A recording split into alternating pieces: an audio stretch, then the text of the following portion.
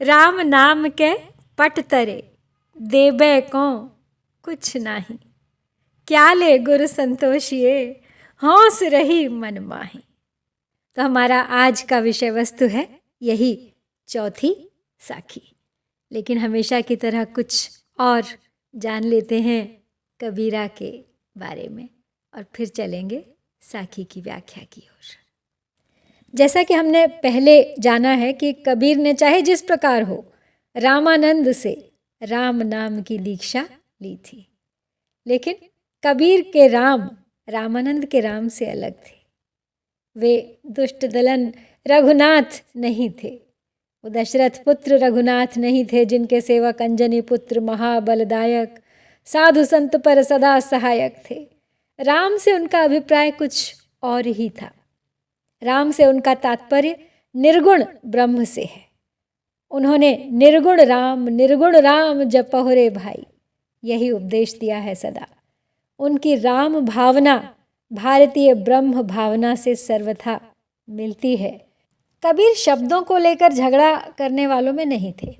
अपने भाव व्यक्त करने के लिए वो किसी भी भाषा का सहारा ले लिया करते थे। उर्दू, फारसी, संस्कृत सभी शब्दों का उपयोग उन्होंने किया है। इसीलिए हम उनकी भाषा को किसी एक श्रेणी में, कैटेगरी में नहीं डाल सकते।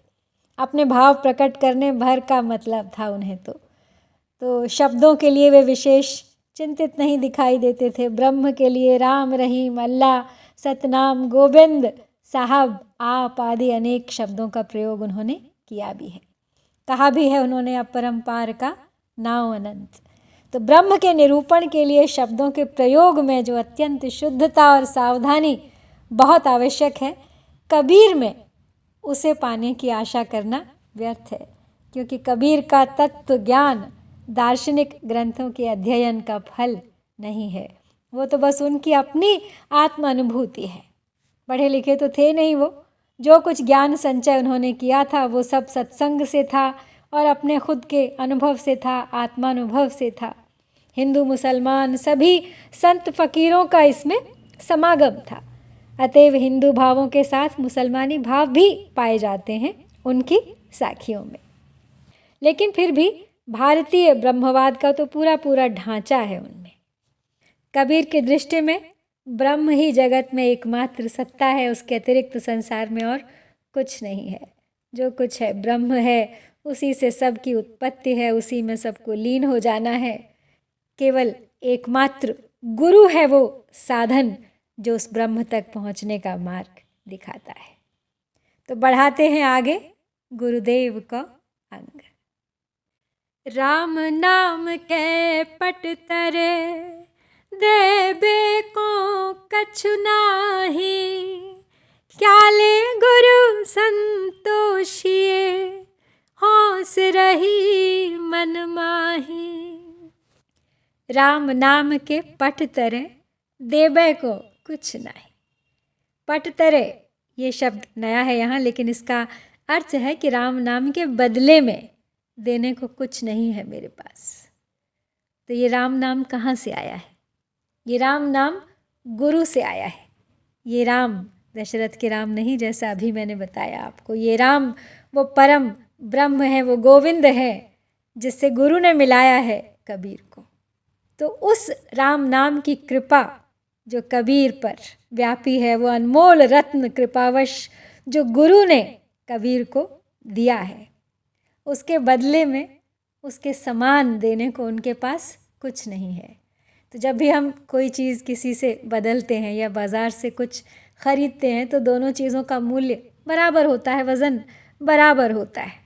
लेकिन यहाँ जो कबीर ने पाया है वो तो अमूल्य है, उसकी कोई कीमत ही नहीं है। उसके बदले में कुछ भी नहीं है इस संसार में ऐसा जो वो गुरु को दे सके। कबीर के मन में ये हौस रह गई है, ये इच्छा रह गई है, एक बहुत प्रबल अभिलाषा है कि मैं उस गुरु को क्या दूं गुरु दक्षिणा में, जिससे मैं उनको संतोष प्रदान कर सकूं, उन्हें संतुष्ट कर सकूं। क्योंकि ब्रह्म के मार्ग पर तो वो चल दिए हैं, लेकिन जिस गुरु ने उन्हें ये मार्ग दिखाया है उसका आभार मैं क्या देकर प्रकट करूं, कहाँ ढूंढूं, कहाँ से लाऊं ऐसी वस्तु जिसे मैं अपने गुरु को निवेदित कर संतोष स्वयं भी करूं और उन्हें भी दे सकूं।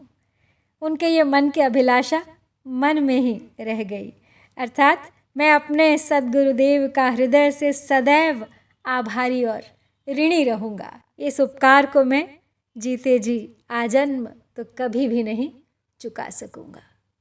बार बार उठती है ये उचंग, ये हुमक मेरे मन में, ये हौस, लेकिन इसको पूरा करने के लिए मेरे पास कोई साधन नहीं है। कितने सरल शब्दों में कृतज्ञता प्रकट कर दी है कबीर ने गुरु के प्रति। इस दोहे की भाषागत विशेषता की यदि बात करें तो कोई अलंकार तो यहाँ दिखाई नहीं देता, केवल भाषा की सरलता, उनके भावों का सौंदर्य और कुछ ऐसे शब्द जो आमतौर पर देखने को नहीं मिलते, जैसे पट तरे यानी बदले में हौस, बहुत ही प्रबल अभिलाषा। तो इस साखी के साथ आज की कड़ी यहीं समाप्त करती हूँ। लौटूंगी पुनः शीघ्र अगली साखी के साथ। प्रतीक्षा कीजिएगा, सुनते रहिए, बने रहिए मेरे साथ, बांटते रहिए इस कबीर ज्ञानामृत को अपने मित्रों संबंधियों के साथ भी। सब्सक्राइब नहीं किया है तो कर लीजिए। जय भारत, जय कबीर।